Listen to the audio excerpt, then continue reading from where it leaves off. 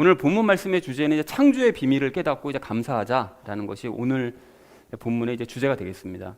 자, 그래서 우리 읽었었지만 우리 13절 말씀 우리 다 함께 한 목소리로 다시 한번 읽도록 하겠습니다.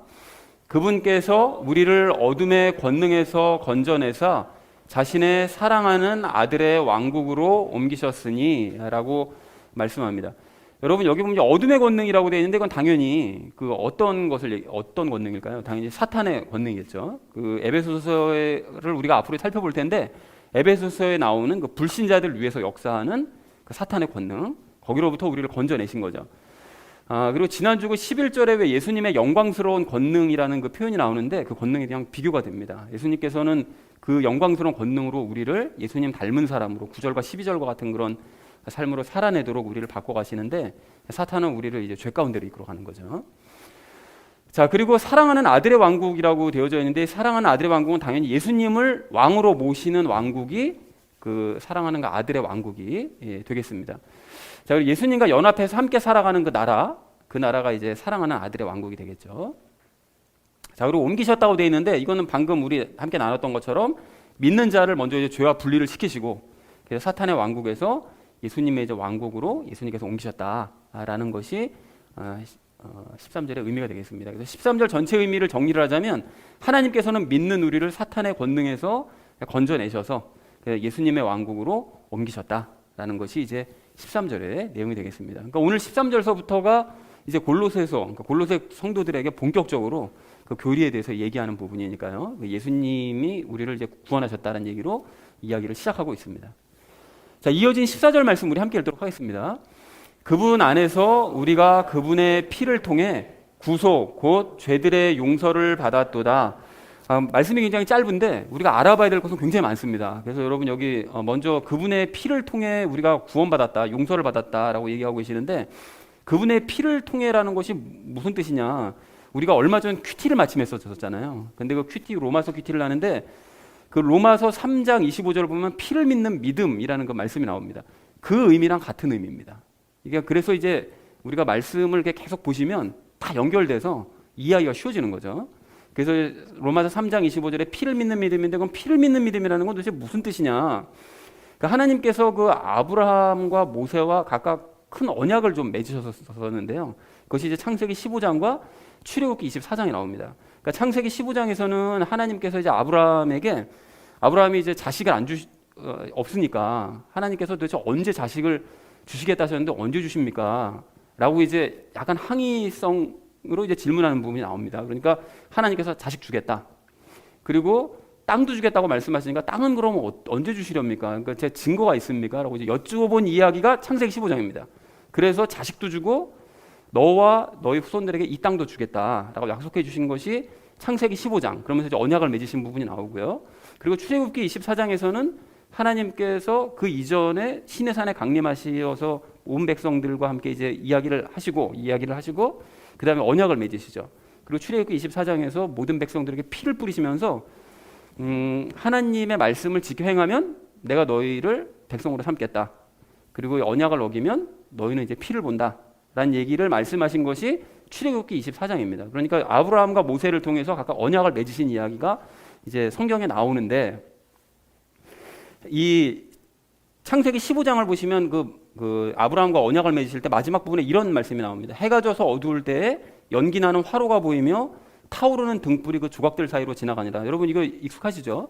그 아브라함과 계약을 맺으실 때 어떻게 하셨다고 그랬는가 하면 동물들을 갖고 와서 반으로 쪼개서 그걸 양쪽으로 벌려놓고 그리고 그 사이로 이제 원래 지나가게 돼 있는 거잖아요. 그 언약을 맺으면 당신 족장들끼리 서로 손을 붙잡고 그 사이를 지나가면서 언약을 어기는 자는 이렇게 몸이 이제 쪼개질 거다라는 것을 이제 눈으로 보면서 약속을 한 거였죠. 근데 하나님께서 인간들이 맺는 그런 언약 방식으로 똑같은 방식으로 언약을 맺자고 아브라함과 말씀하시곤 그 조각들 사이로 혼자 지나가셨어요. 그러니까 결국 그게 무슨 의미냐면 당신이 이 언약이 깨지더라도 혼자 내가 이 모든 약속을 지켜내겠다. 이런 의미가 됐던 것이었죠. 근데 특별히 이제 하나님께서는 이때 아브라함에게 그러니까 후손을 주시고 땅을 주시겠다고 이제 약속을 하셨기 때문에 그 약속을 안 지키면 내가 못 지키면 그리고 또 너희와 너 후손들을 보호하시겠다는 말씀도 15장에서 하시거든요. 근데 보호를 안 해준다면 그러면 내가 결국 이제 몸이 쪼개지는 그런 그 일을 내가 당하겠다. 일방적으로 당하겠다라고 이제 약속을 해주셨던 것이었죠. 자, 그래서 하나님께서 아브라함과의 언약을 일방적으로 이제 지키시겠다는 의미로 이런 일을 하셨다라는 것이 이제 창세기에 나오고요. 그 출애굽기 24장을 보면 이런 부분이 나옵니다. 모세가 피를 취해 백성에게 뿌리며 이르되 주께서 이 모든 말씀에 관하여 너희와 맺은 언약의 피를 보라 하니라. 그러니까 그 하나님의 백성이 되고 하나님께서 너희를 이제 지키시고라는 이 언약을 서로 맺으면서 그 피를 이제 백성들에게 뿌려요. 그러면서 이제 피를 뿌렸다는 것은 이제 그 피 뿌린 백성 정결하게 만드는 이제 그런 의미를 가짐과 동시에 거룩함과 동시에 언약을 어기면 이와 같이 이제 피를 너희가 흘리게 될 거다라는 것을 이제 서로 계약을 맺은 거죠. 자, 그래서 이렇게 이제 계약을 맺었는데 하나님께서 그 언약을 어기면 이제 피를 흘릴 것이라고 모세를 통해 이렇게 말씀하셨지만 이스라엘 백성들이 어떻게 했죠? 역사 내내 계속해서 언약을 파기했죠. 계속 어겼단 말이죠. 그러면 어떻게 해야 됩니까? 하나님께서 이스라엘 백성들을 전부 멸망시키셔야 되죠. 그죠? 전부 다 피를 흘리게 만드셔야 되는데 그래서 하나님께서는 언약에 따라서 이스라엘 백성들 모두를 피를 흘리게 만드셨어야 했었어요. 그런데 그걸 그렇게 하셨느냐? 근데 하나님께서 그렇게 하지 않으시고 아브라함과의 언약을 기억하신 거죠. 그러니까 너와 너의 후손들을 내가 지키게 보호하겠다라고 말씀하셨던 그 언약을 기억하셔서 당신이 그냥 책임을 지신 거예요. 당신이. 백성들이 책임을 져야 되는데. 그래서 이스라엘 백성들을 몰살시키시는 대신 예수님을 대신 이제 피를 흘리게 하신 거죠. 자, 그리고 그럼으로써 언약을 일방적으로 지켜내신 거예요. 그 아브라함과의 그 약속, 그 계약에 따라서 그 혼자 지나가신 것처럼 일방적으로 지켜내신 거죠. 그리고 하나님께서는 피의 언약을 일방적으로 이렇게 지키셨음을 그 믿는 사람들, 하나님께서 그렇게 해내셨다라는 사실을 믿는 바로 저 사람들, 그분의 피를 통해서 그걸 믿는 사람들을 유대인, 이방인 구별 없이 다 백성으로 삼으시기로 2000년 전에 그 전에 원래 결정을 하셨고 2000년에 실행을 하신 거죠. 자, 그래서 한편 예수님은 하나님의 언약을 위해서 이제 피를 흘리셔야만 했기 때문에 그래서 육신을 가지신 거예요. 그래서 그러니까 그 언약이 그거였잖아요. 피를 흘려야 된다라는 것이 언약이었기 때문에 피를 흘리시기 위해서 육신을 이제 가지셔야만 했다라는 사실을 확인할 필요가 있습니다. 자, 그래서 피를 믿는 믿음이라는 것이 이제 그런 이제 내막을 가지고 있고, 그리고 또 이게 구속이라는 그 말이 나오는데 구속도 예전에 설명을 드린 적이 있었거든요. 이게 간단하게 말씀드리자면 구원과 구원 이후의 삶을 책임져 주신다는 뜻이 구속입니다. 단순하게 구원이 아니고요. 자, 그래서 가령 그 룻기의 보아스가 그 나오미라는 여자가 나오잖아요. 그래서 나오미가 왜 그냥 먹고 살기 힘들다고 옆 나라로 이민 갔었다가 다시 돌아오죠. 빈털터리로. 그래서 이제 나오미의 그런 잘못을 따지지 않고 그 돈을 지불해서 그녀의 땅을 이제 되찾아 줍니다. 친척인 이 보아스가. 그리고 그녀의 며느리, 그러니까 나오미의 며느리였던 룻을 통해서 자식을 낳아서 그 나오미의 대를 이어주고 나오미와 룻의 삶을, 이후의 삶을 책임져 주죠. 그것이 보아스가 한 일인데 이것이 바로 예수님께서 우리에게 행하신 일이다 라는 것을 룻기를 통해서 우리가 확인할 수가 있죠. 즉 예수님도 우리의 과거 잘못을 따지지 않으시고 피값을 지불해서 하나님의 나라를 우리에게 되찾아 주신 거예요. 빼앗겼던 하나님의 나라를, 땅을 되찾아 주듯이 하나님의 나라를 되찾아 주신 거죠. 그리고 우리와 연합해서 우리를 이제 거듭나게 만드셔서 하나님의 자녀로서 이제 대를 잇게 만들어 주신 거죠. 그리고 이후의 삶을 책임져 주시는데 이게 바로 구속이라는 거예요. 그 이후의 삶까지 나오미와 룻의 삶을 책임져 줬던 것처럼 보아스가 예수님도 우리의 삶을 책임져 주신다. 그것이 이제 구속입니다. 자, 그런데 한편 예수님은 이 땅에 오셔서 먼저 이러한 삶을 먼저 사셨어요. 그러니까 하나님의 나라에서 하나님의 자녀로서, 아들로서 이 땅에서 이제 살아가시는 그런 모습을 책임져 주시는, 하나님이 책임져 주시는 그런 삶을 이제 사셨는데 하나님의 왕국에서의 삶이 어떤 것인지를 계속 미리 보여주신 거죠. 이런 삶을 살 수 있다, 책임져 주시는 삶을 살 수 있다, 이걸 보여주셨는데 그래서 더욱 육신을 가지셔야만 했던 것이었죠. 그러니까 예수님께서 육신을 가지셨던 그 두 가지 이유는 저 위에 있는 것처럼 피를 통해서 우리를 구원하시기 위해서, 그리고 그 이후의 삶을 책임져 주시기 위해서. 그러니까 우리 육신을 가진 우리와 똑같은 조건을 가지고 이 모든 일들을 행하셨다라는 사실을 이제 확인할 수가 있겠습니다. 그러니까 이 짧은 구절이지만 여기에 숨어 있는 그 성경 말씀과 신학적인 내용이 많죠. 그래서 이거를 이해를 다 하시고 계시는 줄로 믿습니다. 믿죠? 대답이 열심히 안 해줘서.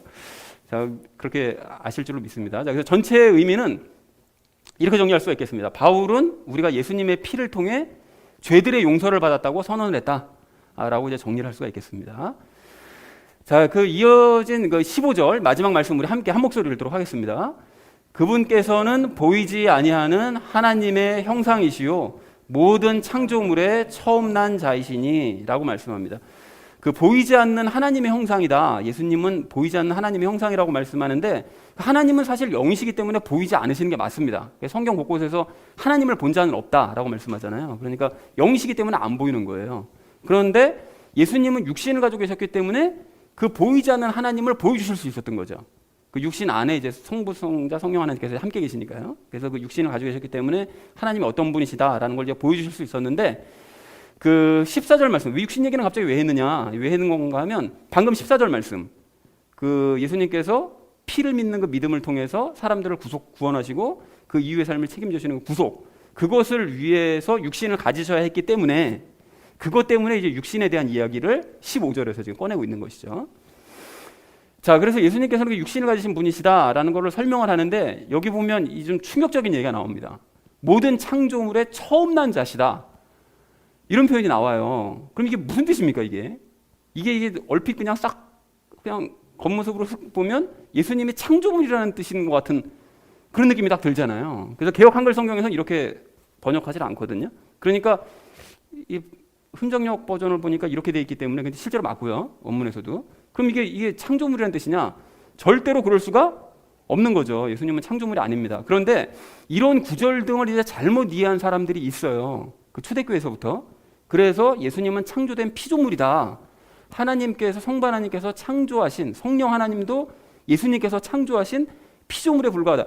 이렇게 주장하는 이단 학파들이 있었어요. 그러니까 이 사람들은 당연히 삼위일체 하나님을 인정한 게 아니었던 거죠. 근데 이건 말도 안 되는 주장입니다. 이거는 당연히 그런 의미가 아니고, 그러면 이 구절을 대체 어떻게 이해를 할 수가 있을 것이냐. 우리가 이걸 이렇게 이해할 수가 있는데 이 15절 말씀하고 그 아래 구절들을 연결지어 생각하면 답이 보입니다. 뭔 소린가 하면 그 예수님께서 모든 창조물의 처음 난 자시다라고 이제 선포를 하고 난 다음에 그 이후로는 예수님이 세상의 모든 만물들을 다 창조하셨다. 그분의 손을 거치지 않고서는 창조되지 않은 것이 아무것도 없다라고 이제 설명을 하거든요. 이제 긴 몇 절 동안 이제 설명을 하는데 그걸 연결지어서 생각을 해보면 예수님은 세상 모든 만물을 창조하시기 전에 삼위일체 하나님을 위한 육신을 먼저 창조를 하신 거죠.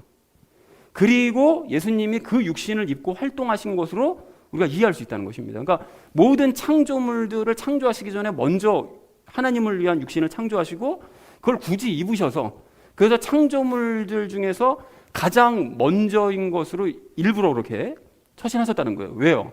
왜 그 일을 왜 했냐면 아까 14절 때문에 우리 인간들의 죄를 장차 먼 미래에 인간들의 모든 죄를 사하고 그 이후의 삶을 책임져 주시는 거. 우리가 육신을 가지고 있으니까 똑같은 조건을 맞춰주시기 위해서 일부러 그렇게 하셨다는 거죠. 일부러.